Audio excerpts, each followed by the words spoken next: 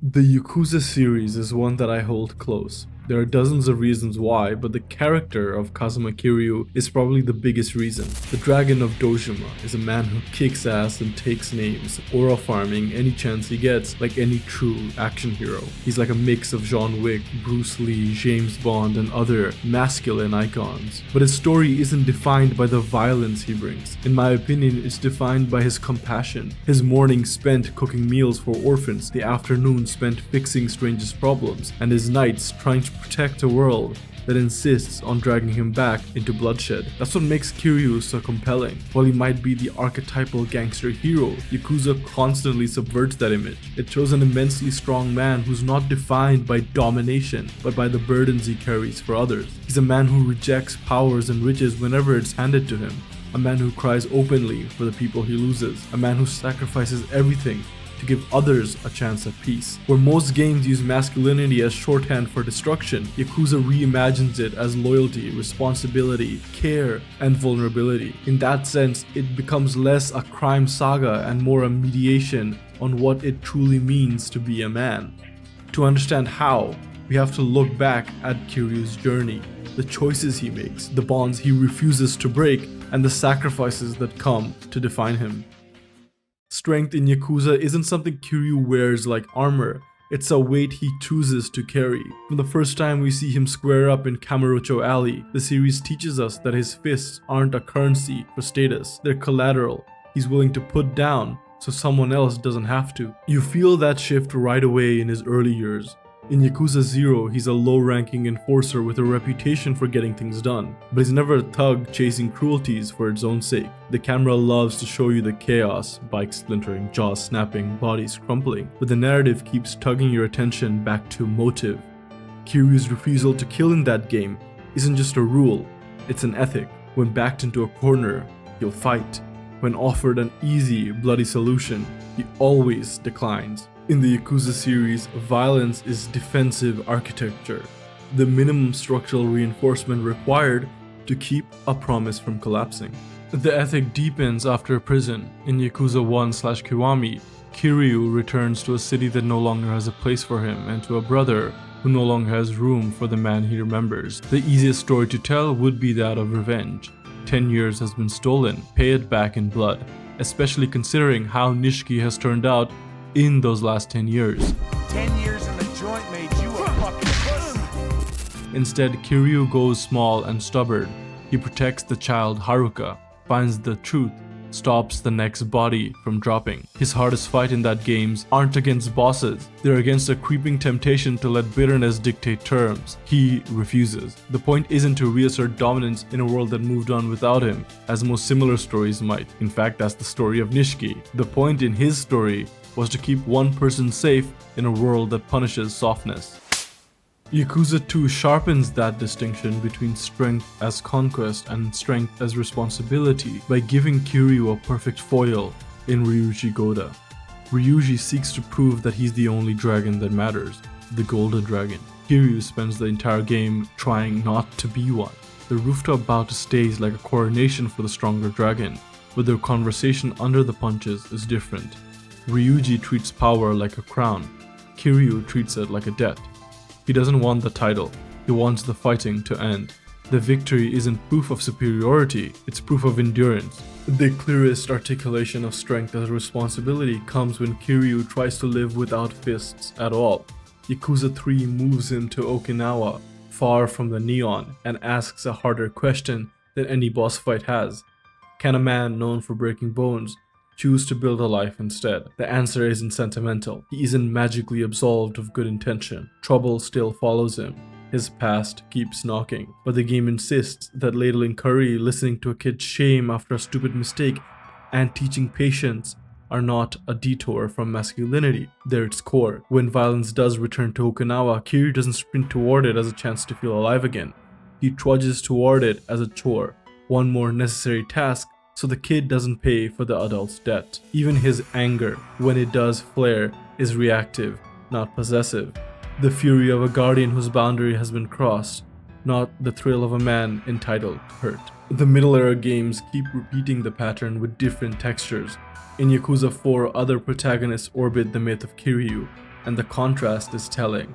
When he steps in, it isn't to reclaim the spotlight, but to shoulder the heaviest part of the problem, since one could argue it's largely his responsibility. In Yakuza 5, he drives a taxi, work that is all patience and invisible service, and the few times he steps out to fight, the purpose is the same old one: hold the line long enough for someone else to pass through safely. The man who could lead the Tojo repeatedly refuses the throne, not because he fears the responsibility, but because he knows leadership there would mean perpetuating harm. His refusal is an act of care, not abdication. As a result, he still shows up to demonstrate the old school values of a Yakuza member. By Yakuza 6, age turns his restraint into something you can see in his posture. The punches still land hard, but they're slower. The breath runs short. The body that made him legendary betrays him, and that betrayal clarifies the ethic. When strength fails, responsibility remains. He carries Haruto through hostile streets with the grim practicality of a parent calculating every risk in the room. The game gives you fights, yes, but it also gives you minutes of quiet burden. Kiryu rocking a crying infant, doing nothing that looks like power and everything that looks like love.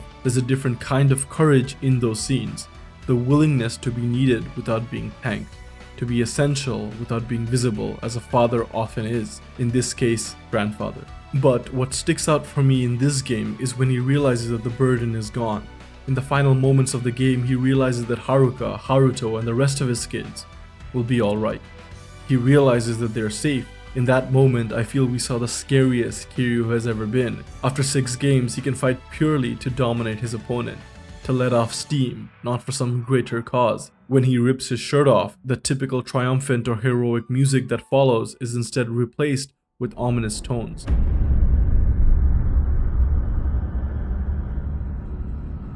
俺と一緒に地獄まで付き合ってもらうぜ。弱みの坊ちゃん。 Kiryu, rather than be respectful or honor his opponent in some capacity, insults him and shows him exactly why he is the dragon. This stark contrast is an excellent reminder that he is rarely violent for the sake of it. Following his realization that his presence is no longer required for the well-beings of his loved ones, he disappears, ensuring that any future trouble due to his past won't follow him. Like a dragon Gaiden, the man who erased his name literalizes what his entire life has suggested. He becomes a ghost. Erased name, erased presence, yet the same duties. If strength were dominance, obscurity would be a death sentence.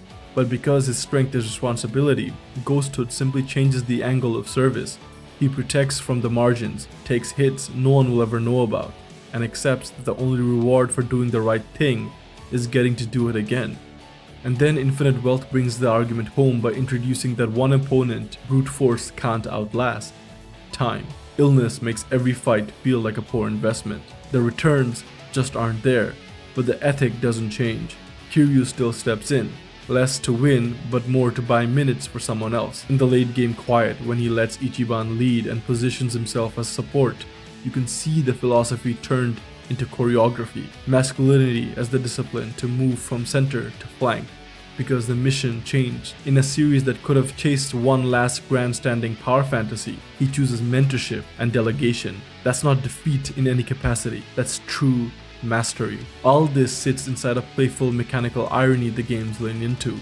You can perform outrageous, bone-crunching heat actions that in any other series would be canonical executions. Yakuza refuses that reading. The plot insists that he chooses to never kill. Well, almost. And that almost is important, not as a gotcha, but as a statement about how the series frames the moral intent. Kiryu's ethics isn't perfect legalism where outcome can never blur. It's a disciplined posture of restraint under unbearable pressure. The camera loves the spectacle of his heat actions. The story loves the choice. In other words, the violence is loud, but the responsibility is the point.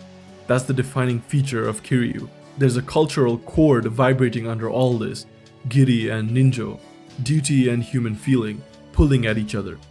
In many crime dramas, duty swallows feeling. Men prove themselves by amputating softness. Kiryu refuses the mutilation. He keeps the tenderness and lets duty bend around it.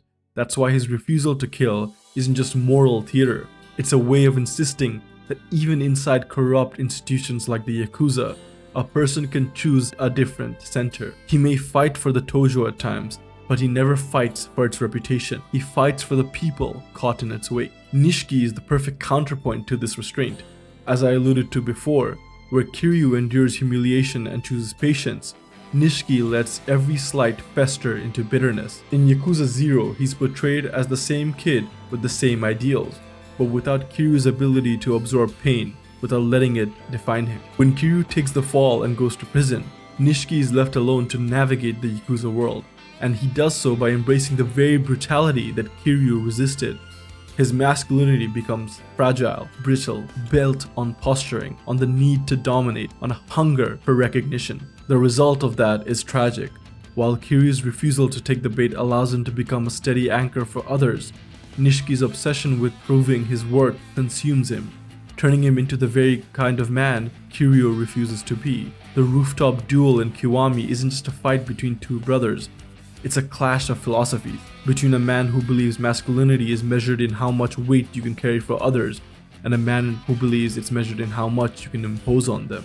So when people say Kiryu redefines masculinity, this is what they mean. He flips the axis. Strength isn't the ability to impose your will, it's a commitment to protect someone else's. Violence isn't a signature, it's the receipt you pay when protection fails.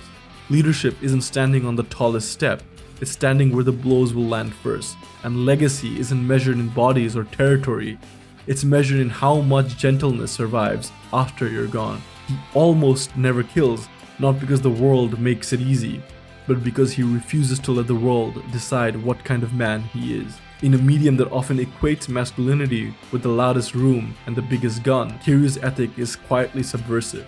He shows up, he carries the weight, he keeps the people around him intact. The dragon's roar was never the point, the promise kept was. Kiryu's vulnerability is one of the most striking ways Yakuza redefines masculinity, because it refuses to let his strength be mistaken for invulnerability. He is legendary, yes, but he is never portrayed as untouchable.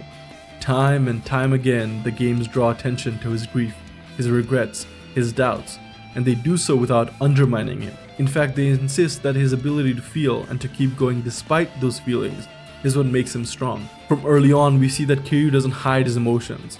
In Yakuza Kiwami, when he confronts the truth about Nishiki's betrayal, he doesn't posture or mask the pain. It's written in his face and voice. That rooftop duel is less about who can punch harder and more about the heartbreak of losing a brother. Similarly, his bond with Haruka often pulls tears from him, especially in moments where she suffers because of his choices. A character who could easily have been written as a stone-faced killer instead becomes a man unafraid to cry. This vulnerability becomes sharper as he ages. In Yakuza 5, he's weary, visibly carrying the cost of his life in the underworld. He spends much of the game working quietly as a taxi driver, distanced from Haruka and the rest of the kids to protect them. But that distance eats at him. His face shows the weight of regret. His life has been sacrifice after sacrifice, and the game lets us see that he questions those choices. He isn't always sure it was worth it, instead of weakening him. These moments of doubt make him more human. By Yakuza 6, the theme of vulnerability is unavoidable. Kiryu is older, slower, more battered. The fights are harder, and the story constantly reminds us that he is no longer the invincible Dragon of Dojima. Yet instead of clinging to pride, Kiryu embraces this reality. He admits his exhaustion, his limits, and ultimately accepts the need to leave behind even the relationships that gave him purpose.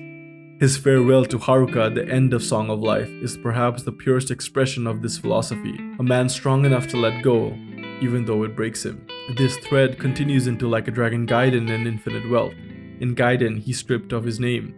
Kiryu embodies the idea of a man forced to live in the margins, defined less by glory than by quiet sacrifice. And in Infinite Wealth, his morality is made literal through the battle with cancer. Here, masculinity is redefined most radically, not as refusal to die, but as the courage to face death with dignity.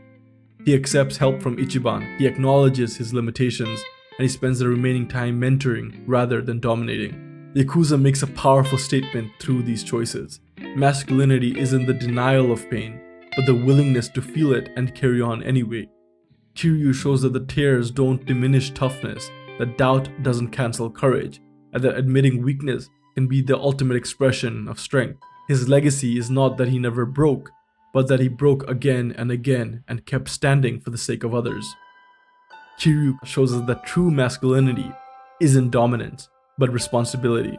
It isn't about proving that you're the strongest man in the room, but about caring for those who can't carry their own burdens. Across decades of storytelling, his life reveals that gentleness and vulnerability are not weakness to be hidden, but strengths to be embraced. He stands as a cultural counterpoint, feared in the streets, yet beloved by children, violent in battle, yet tender in his quiet moments, powerful in body, yet endlessly selfless in spirit. Few characters in gaming embody such contradictions, and fewer still manage to reconcile them with a vision of manhood that feels human. And it's not just Kiryu. The Yakuza series itself is filled with characters who complicate traditional masculine archetypes, from Majima's flamboyant chaos to Ichiban Kasuga's open-hearted vulnerability. Together, they build up a universe where masculinity is never just one thing, never reduced to domination or stoicism, but something that evolves, adapts, and balances strength with care. That's what makes Kiryu so compelling, and why he resonates beyond the boundaries of the series. He isn't simply a crime boss or a power fantasy. He's a reminder that masculinity doesn't have to be hollow posturing or violent domination. It can be loyalty, it can be fatherhood, it can be compassion. In Kiryu, Yakuza gives one of gaming's most profound portraits of what it truly means to be a man.